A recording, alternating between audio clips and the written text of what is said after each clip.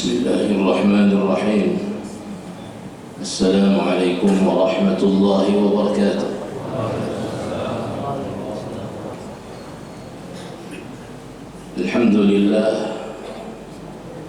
الحمد لله بنعمته تتم الصالحات. أشهد أن لا إله إلا الله وحده لا شريك له، وأشهد أن محمدًا عبده ورسوله وصفيه وخليله، بلغ الرسالة وأدى الأمانة ونصح الأمة وجاهد في الله حق جهاده. اللهم صل وسلم وبارك على محمد وعلى آله وصحبه ومن تبعهم بإحسان إلى يوم الدين. سبحانك لا علم لنا إلا ما علمتنا إنك أنت العليم الحكيم. رب اشرح لي صدري ويسر لي أمري واحلل عقدة من لساني يفقه قولي. لا حول ولا قوة إلا بالله.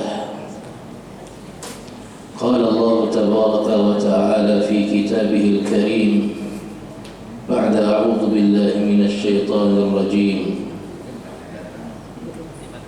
والضحى والليل إذا سجى ما ودعك ربك وما قلى وللآخرة خير لك من الأولى ولسوف يعطيك ربك فترضى ألم يجدك يتيما فآوى ووجدك ضالا فهدى ووجدك عائلا فأغنى فأما اليتيم فلا تقهر وأما السائل فلا تنهر وأما بنعمة ربك فحدث.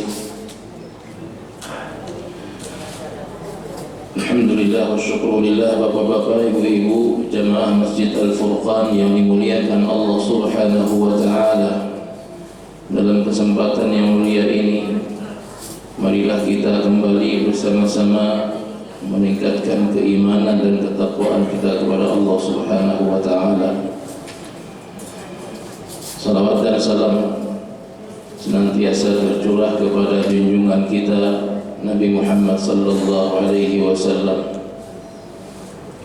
Semoga kita termasuk dalam golongan umat Nabi Muhammad sallallahu alaihi wasallam yang diakui oleh beliau sebagai umat beliau. Fi yaumin la yanfa'u malun wa la banun illa man atallaha biqalbin salim. Pada hari di mana tidak bermanfaat sedikit pun anak dan juga harta-harta kita, kecuali orang yang menghadap kepada Allah Subhanahu wa ta'ala dengan hati yang selamat. Bapak-bapak, ibu-ibu, jamaah yang dimuliakan Allah Subhanahu wa ta'ala, kembali pagi hari ini selepas waktu fajar, waktu salat subuh yang mulia ini, waktu fajar yang penuh dengan keberkahan ini, kembali kita melanjutkan kajian kita, pembicaraan kita tentang sejarah kehidupan Nabi kita Nabi Muhammad sallallahu alaihi wasallam atau sirah an-nabawiyah, perjalanan hidup orang yang dipilih oleh Allah Subhanahu wa ta'ala rahmatan lil alamin, sebagai bentuk kasih sayang Allah Subhanahu wa ta'ala bagi alam semesta ini, bagi seluruh makhluk Allah Subhanahu wa ta'ala. Bapak ibu jamaah yang dimuliakan Allah Subhanahu wa ta'ala, pada salah 3 bulan yang lalu kajian kita yang terakhir itu adalah tentang kelahiran baginda Nabi sallallahu alaihi wasallam, dan mana beliau ketika itu, kalau pada salah ingat, beliau dibawa oleh seorang wanita yang kurus yang akan menyusui beliau, yang nama beliau adalah Halimatu As-Sa'diyah. Subhanallah. Dan ini jemaah yang dimuliakan Allah Subhanahu wa ta'ala, kehadiran bayi Nabi Muhammad sallallahu alaihi wasallam kecil membawa keberkahan yang sangat-sangat luar biasa bagi kehidupan keluarga Halimatus Sa'diyah radhiyallahu ta'ala anha,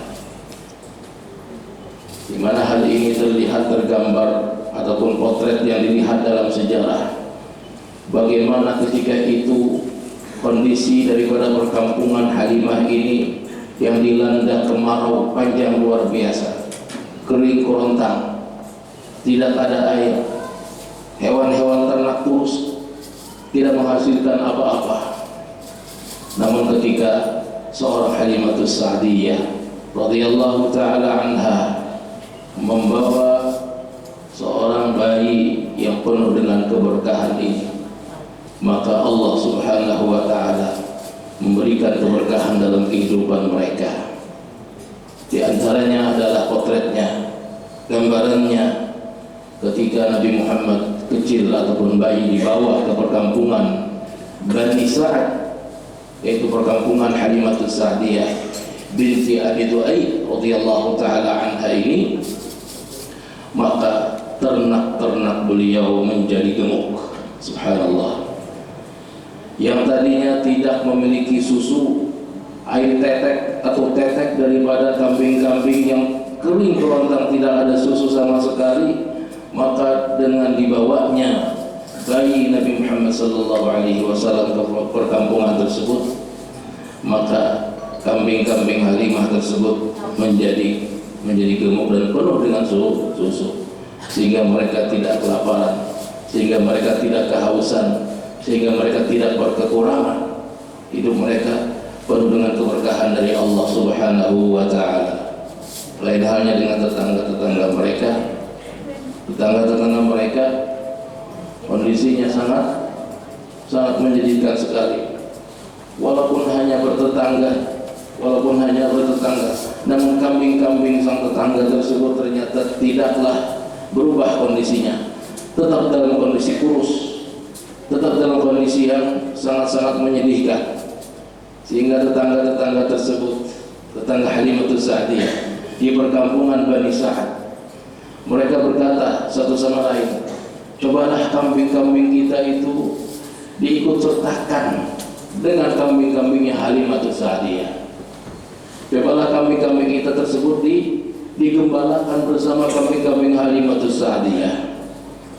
Namun apa yang terjadi? Ketika kambing-kambing tersebut dicampur antara kambing Halimatus Sa'diyah dengan kambing-kambing tetangga beliau, dicampur, dilepas di padang gembala, pulang yang gemuk kambing siapa? Yang gemuk kambing Halimah, tetap kambing Halimatus Sa'diyah, sedangkan kambing-kambing tetangga tetap kurus. Subhanallah.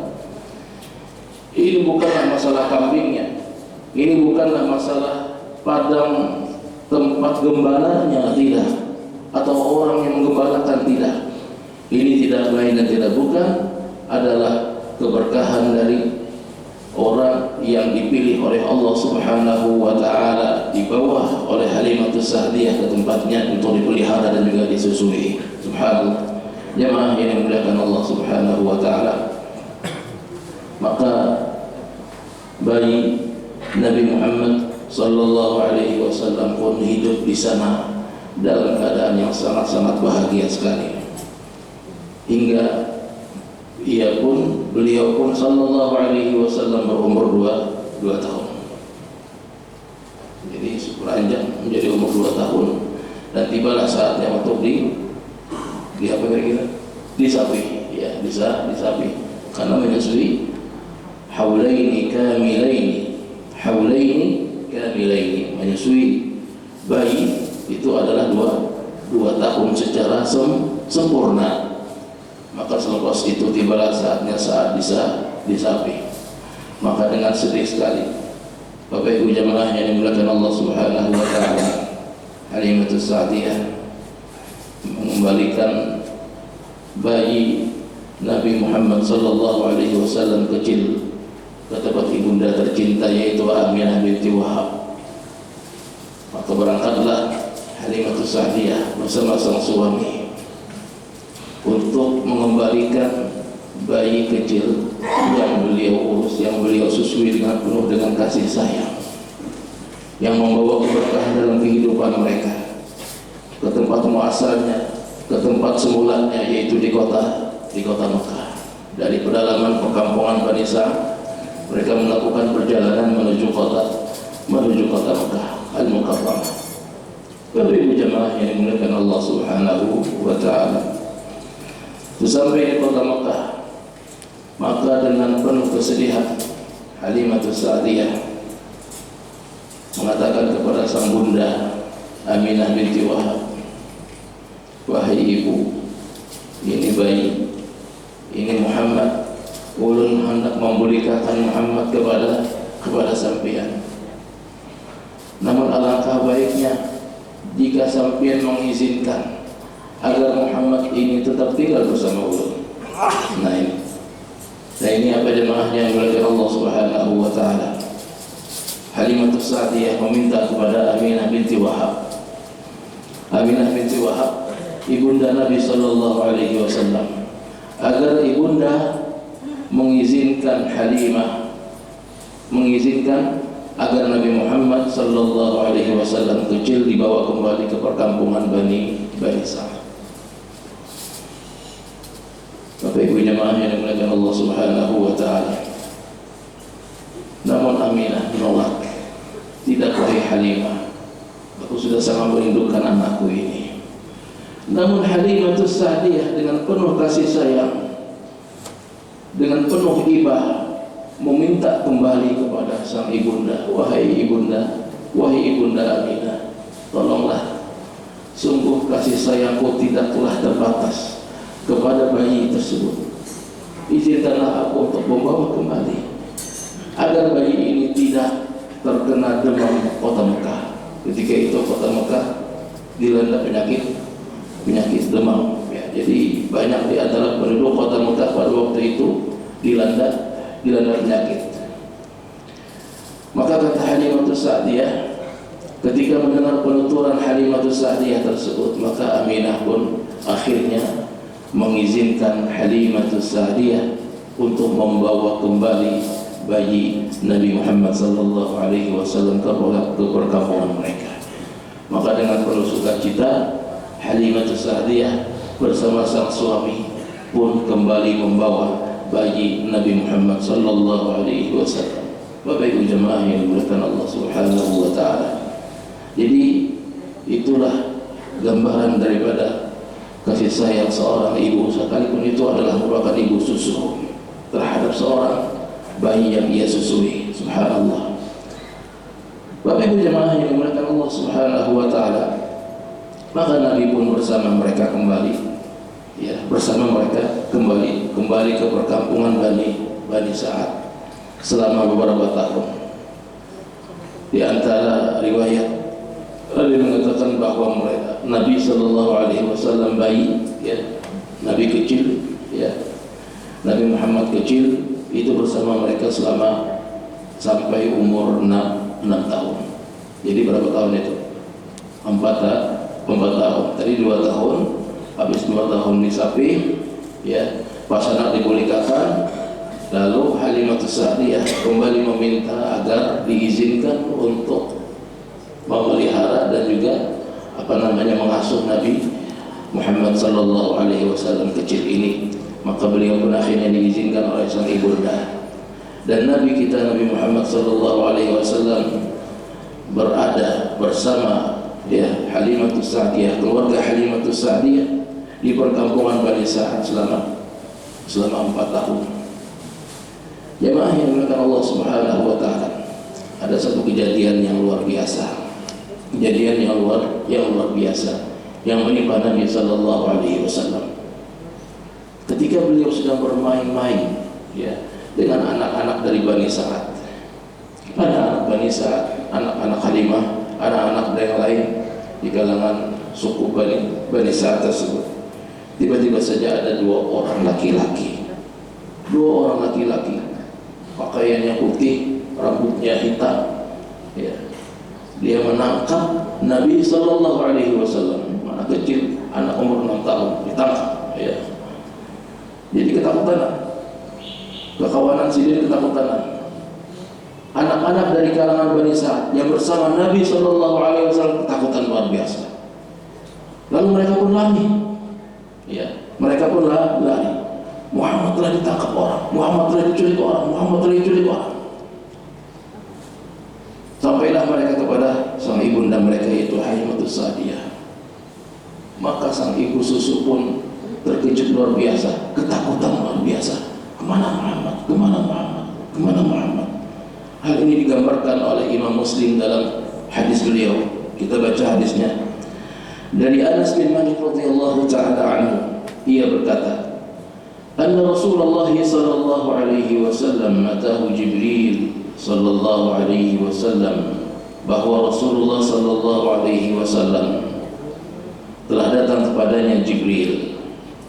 Jadi dua orang laki-laki tersebut tidak lain dan tidak bukan adalah malaikat Allah Subhanahu wa taala. Yang satu malaikat Jibril, yang satu lagi malaikat Mikail. Atahu Jibril sallallahu alaihi wasallam wa huwa yal'abu ma'al ghilman.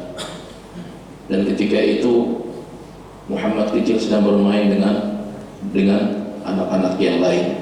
Fa akhadahu fa sara'ahu. Tiba-tiba saja Jibril yang ketika itu menyerupai seorang laki-laki menangkap Nabi Muhammad sallallahu alaihi wasallam kecil dan juga memeluknya. Ditangkap, ya, ditangkap lalu diangkat, ya. Ditangkap lalu diangkat. Fasyaqqa an qalbihi. Lalu anak-anak tadi pun ketakutan luar biasa, mereka lari dan melihat dari kejauhan apa yang terjadi terhadap teman mereka Muhammad sallallahu alaihi wasallam kecil tersebut. Fasyaqqa an qalbihi fastakhraja al-qalba fastukhrija minhu 'alaqatan faqala hadha haddu asy-syaitan minka thumma ghasalahu fi tasdin min dhahabin bima'i zamzam thumma la'amahu. Maka Jibril pun membaringkan Nabi Muhammad sallallahu alaihi wasallam kecil, dibaringkan. Setelah dibaringkan, lalu dada beliau dibelah. Subhanallah, dibelah. Dan ini adalah merupakan bedah yang pertama kali dilakukan terhadap makhluk yang namanya manusia. Dan inilah yang menjadi inspirasi bagi ilmuwan muslim, ya, para dokter muslim pada masa lampau untuk menciptakan alat-alat bedah. Di antaranya adalah Imam Az-Zahrani rahimahullah ta'ala, seorang pakar bedah, seorang bapak bedah yang sangat terkemuka, yang menciptakan alat-alat bedah tidak kurang dari 200 alat bedah yang sampai saat ini masih dimanfaatkan, digunakan oleh rumah sakit di seluruh dunia. Jemaah yang dimuliakan Allah Subhanahu wa ta'ala. Fa'akhadha fasara'ahu fashaqqa an qalbihi. Lalu dadanya dibelah. Setelah dibelah maka dikeluarkanlah hatinya, qalbi. Hati Rasulullah sallallahu alaihi wasallam kecil dikeluarkan. Berdarah-darah, wallahu a'lam. Karena yang jelas dibelah, habis dibelah dikeluarkan. Yang namanya malaikat yang berbedah mungkin kata sama dengan manusia. Manusia mungkin dibius dulu apa segala macam. Tapi ini yang membedah adalah malaikat Allah Subhanahu wa ta'ala. Fastakhrajal qalb, maka dikeluarkanlah hati tersebut. Fastukhrija minhu 'alaqatan, dan dari hati tersebut dikeluarkan 'alaqah. 'Alaqah ini adalah segumpal darah. Dikeluarkan segumpal darah. Faqala, maka malaikat berkata, hadza haddus syaitan minka. ini adalah merupakan bagian yang dimiliki oleh syaitan yang ada pada dirimu, maka dibasuh oleh malaikat Jibril alaihissalam. Thumma ghasalahu fi qastin, kemudian malaikat Jibril alaihissalam membasuhnya dengan dalam sebuah bejana yang terbuat dari emas dengan air Zam-Zam. Qastin ya. Jadi qastin. Jadi kemarin itu kami melihat bendanya ini, qastin ini. Jadi keingatan semalam waktu masuk ke dalam museum ya Masjid Nabawi itu. Jadi di dalam situ ada bejana yang disebut dengan qastin ini. Jadi bejananya kayak terbuat dari terbuat dari batu tanah liat ya. Tapi ini terbuat dari emas. Ya, ini terbuat dari emas yang biasa digunakan Nabi sallallahu alaihi wasallam untuk berwudu. Bapak Ibu jemaah yang dimuliakan Allah Subhanahu wa taala. Thumma ghasalahu fi qastin min dhahabin bima'i Zamzam.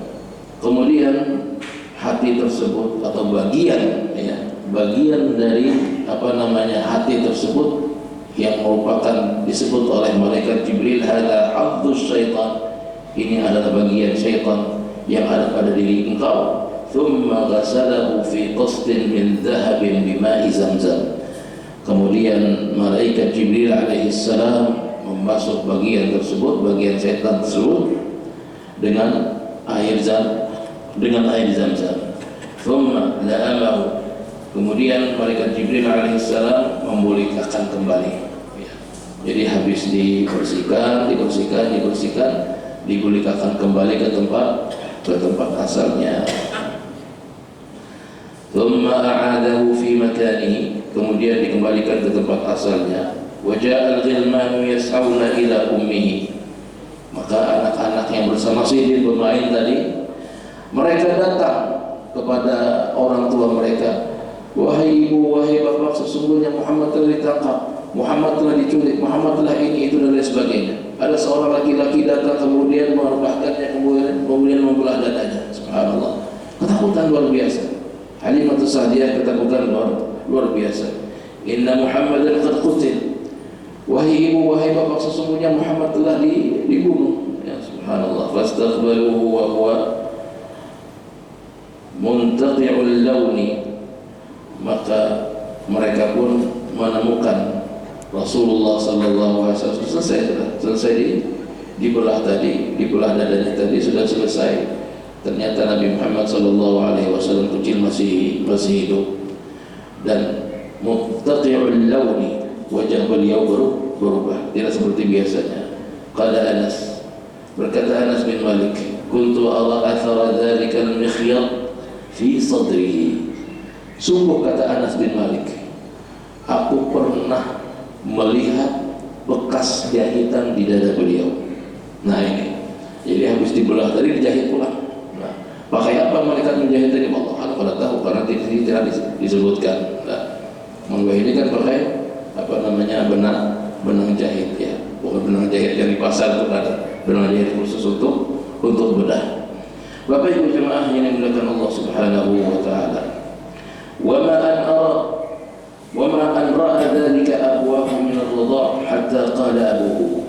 Maka ketika itu melihat Muhammad sallallahu alaihi wasallam kecil ini berubah ya.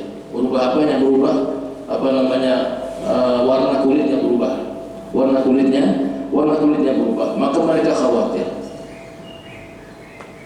Dua suami istri dari Halimatus Sa'diyah ini khawatir luar biasa. Maka sang suami mengatakan kepada istrinya, ya Halimah, ma ara hadzal ghulam illa qad usib. Wahai Halimah, sesungguhnya anak ini telah tertimpa sesuatu.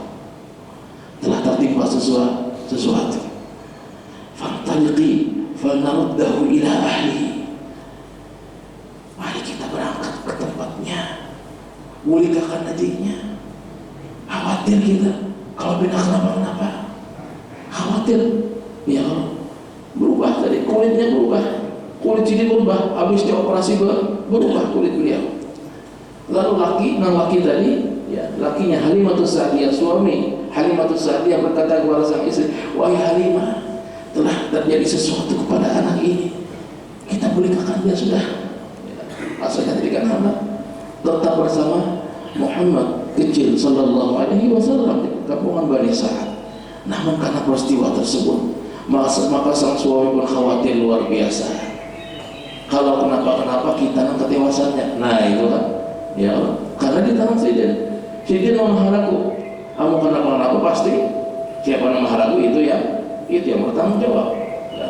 Kenapa kada dijaga? Kenapa kada di ini? Kan seperti itu biasanya. Jemaah yang dimuliakan Allah Subhanahu wa taala. Ma'ara hadzal ghulam illa qad usib فانطلقي فلنرده إلى أهله قبل أن يظهر ما به أن نتخوف. Sebelum terjadi sesuatu, maka ayo kita wahai gimana? Kalau saya berpikir panjang, bolehkahkan Muhammad ini kepada umatnya, kepada mamanya? Qalat Halimah faraja'na bihi. Maka Halimah pun berkata, maka kami pun membawa Muhammad sallallahu alaihi wasallam kecil. Makanya dari perkampungan ke Mekah ini jauh lumayan, ya. Beberapa kilometer, ya. Lalu faraja'na bihi, maka kami pun kata Halimah membawa Muhammad sallallahu alaihi wasallam kecil kepada ibunya kota Mekah. Maka maka ibu daripada Nabi kita yaitu Aminah binti Wahab berkata kepada Halimah ketika melihat Halimah datang membawa Muhammad kecil umur 6 tahun tadi, wahai Halimah, kenapa ikam hendak memulihkan Muhammad kepada aku? Bukankah bahari ikam sorangan nang hendak membawa Muhammad ini kan kepada ikam? Nah, faqad kuntum harisaini alaihi fa akhbaraha al-qissah. Maka Halimatus Sa'diyah pun mengisahkan kejadian yang menimpa Nabi kita Nabi Muhammad sallallahu alaihi wasallam waktu kecil beliau. Diceritakanlah kepada sang ibunda. Dikira ibunda tadi terkejut. Apa yang terjadi? Apakah Aminah binti Wahab terkejut dengan apa yang dikisahkan oleh Halimatus Sa'diyah? Ternyata tidak. Beliau tidak terkejut. Apa kata beliau? Inna libni hadha fa akhbaraha al-qissah fatama apa ini? Fatma'annathuma Aminatu qailatan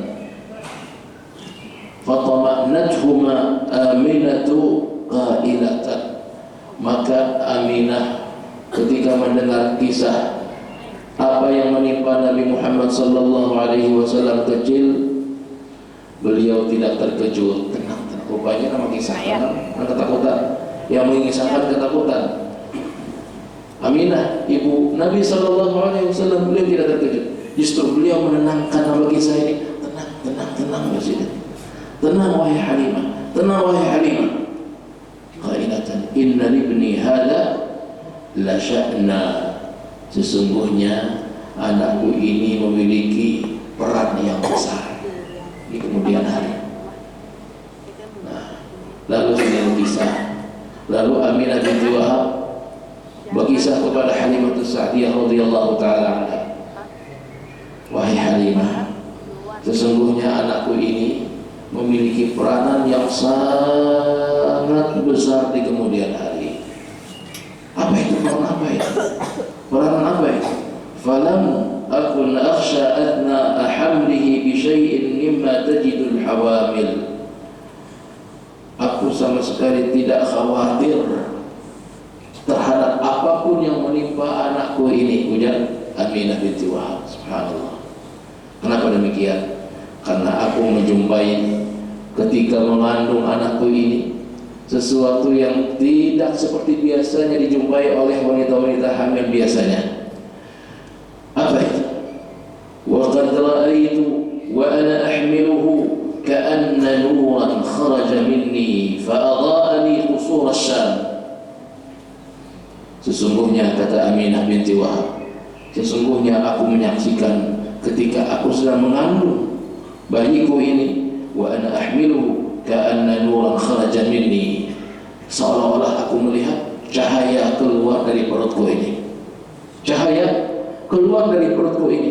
Fa'adha'ani qusur asy-Syam, lalu cahaya tersebut sampai menerangi istana-istana di negeri Syam. Ini artinya adalah merupakan sebuah bisyarah, sebuah berita gembira, sebuah kabar gembira bahwa sesungguhnya anak yang dikandung ini adalah merupakan orang yang akan memiliki peranan yang sangat besar di kemudian hari.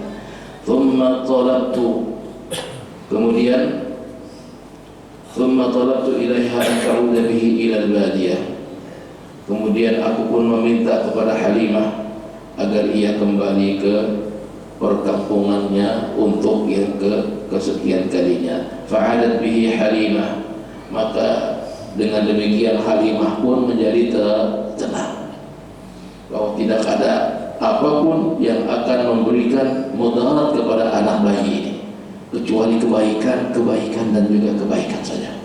Subhanallah. Maka akhirnya Halimah pun kembali bersama bayi, bukan bayi lagi, umur 6 tahun ya, umur 6 tahun bersama Nabi kita Nabi Muhammad sallallahu alaihi wasallam, wa dhalla ma'a hatta kharab al-khamisah. Maka tidak berapa lama kemudian, jemaah yang dimuliakan Allah Subhanahu wa taala, sang ibunda pun merasa melihat anak beliau sudah besar, sudah berumur 6 tahun. Maka Aminah binti Wahab ibunda Nabi sallallahu alaihi wasallam berkeinginan untuk mengajak Nabi sallallahu alaihi wasallam kecil yang ketika itu umur beliau 6 tahun, mengajak beliau untuk mengunjungi kerabat dan juga keluarga daripada Aminah sendiri yang berada di kota Yathrib. Di mana Yathrib? Kota Madinah. Jadi Nabi sebelum beliau peristiwa hijrah Nabi sallallahu alaihi wasallam umur 53 tahun, itu waktu kecil beliau sudah pernah ke kota Yathrib. Bersama siapa? Bersama ibunda tercinta yaitu Aminah binti Wahab. Lalu Aminah binti Wahab bersama kakek Nabi sallallahu alaihi wasallam yaitu Abdul Muttalib, dan juga bersama salah satu daripada budak beliau. Siapa budak beliau? Ummu Aiman. Berangkat dari kota Mekah menuju Yathrib. Untuk apa? Untuk menjumpai kerabat beliau, untuk memperkenalkan ini anakku, ini adalah Muhammad, ini adalah memperkenalkan Muhammad kepada kerabat-kerabat daripada sang bunda di kota Yathrib. Karena sang bunda berasal dari suku Bani Addi ibnu Najjar. Bani Addi ibnu Najjar. Bapak ibu jemaah yang dimuliakan Allah Subhanahu wa taala, sampai di kota Yathrib, mereka pun disambut luar biasa oleh keluarga-keluarga di kota Yathrib. Sampai setelah beberapa lama di kota Yathrib, akhirnya mereka pun ingin kembali ke kota Mekah, pulang ke kota Mekah. Belum sampai di kota Mekah, di tengah perjalanan, di satu tempat yang disebut dengan Al-Abwa,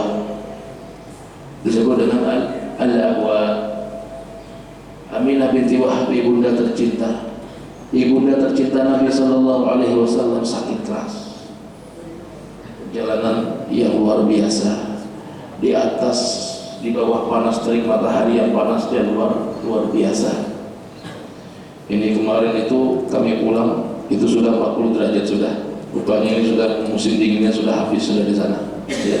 Jadi jemaah haji kita akan menghadapi musim panas yang luar biasa nanti pada musim haji. Mudah-mudahan diberikan kesehatan oleh Allah Subhanahu wa taala.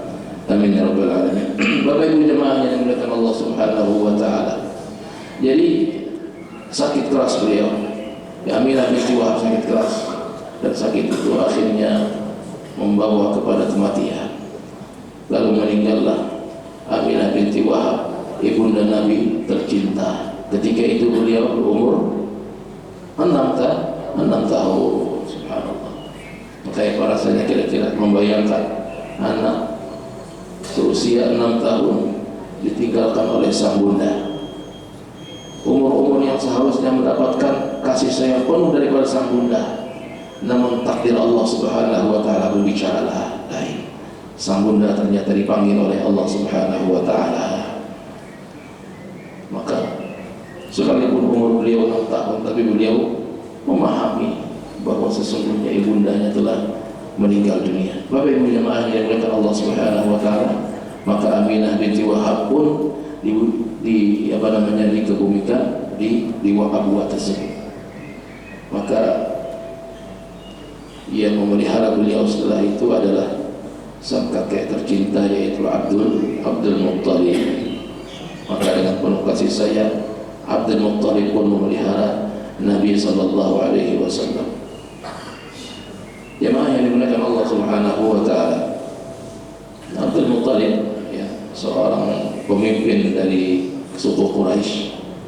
Beliau memiliki kebiasaan beliau adalah ketika matahari tergelincir sehingga terlihatlah bayang-bayang daripada Ka'bah, maka beliau menyuruh anak-anak beliau untuk menggelar sajadah di bawah bayang-bayang Ka'bah tersebut.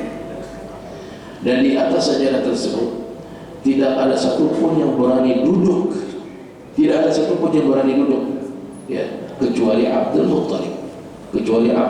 Muttalib sebagai pemimpin kaum.